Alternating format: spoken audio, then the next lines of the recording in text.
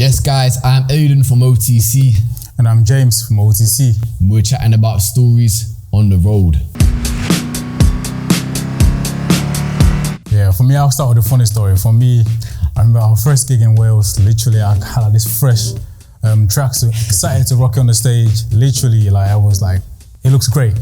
But anyway, the song Down has a lot of like energy bouncing. Literally, I went down low, came back, had a massive rip. I was like, oh, no way. I tried to, keep my cool, still perform, finished it. But then I went to the back. I was so glad I didn't have like spare joggers, so I had to like switch it very quickly. But then I was like, oh my days, man, this could have gone 10 times worse if I had not actually clocked. And you were sneaky with it. Yeah, I was like literally just moonwalking all the way to the side. I'm like, yo, let me go and change quietly. Came back and then it was sick. Were you like holding it together the whole time you were No, I was just performing to the side. I was just performing sideways. So I'm making sure I'm not facing no one.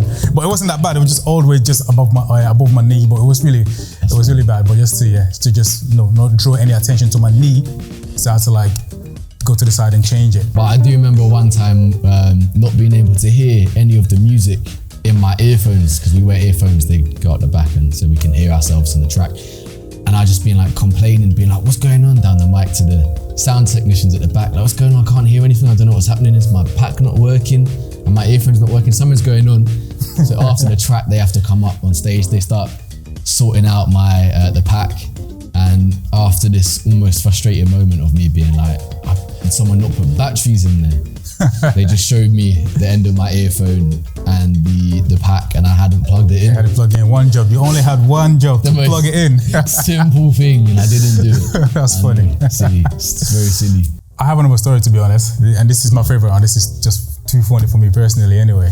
So anyway, we were in Salford doing this gig, and the energy, yes, it was crowded, it was a bit hot, so I feel like this person was a bit like hot, so they're about to pass out. So I managed to get the attention of the first aid people to come, make sure they get looked after. So they went out, they got fresh air. At the end of the gig, Aidan went out to make sure this young person is okay. This young person was like, no, I don't want to see you.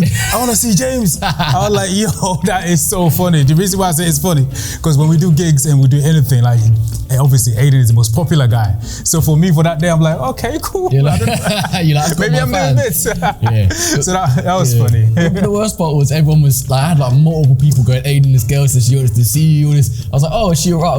I'll go and check. And I went and I was like, you lot all told me this person wanted to see me. And she goes, no, not you. I was like, oh, okay. I was like, it's alright, man. It's funny. It was funny, man. So we've been on quite a few tours, Being Love Where You Live. We have done Resilience and Wellbeing, and we've also been doing No More Knives most recently. Now the No More Knives tour, we had a lot of mad stories, a lot of incredible stuff. Off the back of my testimony, off the back of Gina's testimony as well, we've had kids message and DM saying how much it's resonated with them. Actually been able to guide some kids toward the right direction. We've had similar experiences that I've been in. We also had one kid in particular who approached me in the school dinner line saying how he actually had a few friends that carry knives and how he was really encouraged to motivate them to stop carrying them, which was awesome. One of my favorite story, I guess, was, when we did No More Knife in Blackburn.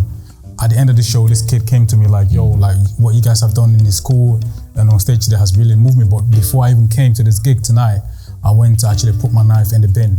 For me, that actually shows that what we're actually doing and sharing in schools, in the classroom, actually works.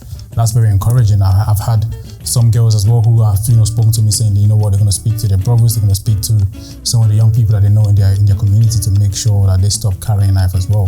So it's all about that positive vibe and that positive message, and I appreciate that, to see that what we're doing is actually having a form of an impact on on you guys. And we just want to make sure every single one of you guys are safe, but most importantly, know that you're all one of a kind, you're all priceless. What changed for us is Jesus. When Jesus came into our life, he totally turned our life around. Now we have that passion to tell young people to say, you know what, there is an answer to your solution, there's an answer to your problem, and his name is Jesus. That's why we do what we do. And that's the most important part of our story. Yeah, man. 100. Thank you so much for joining us. We look forward to seeing you on the road soon. Don't forget to like, subscribe, hit that bell for notifications. All of that. Bless. Bow.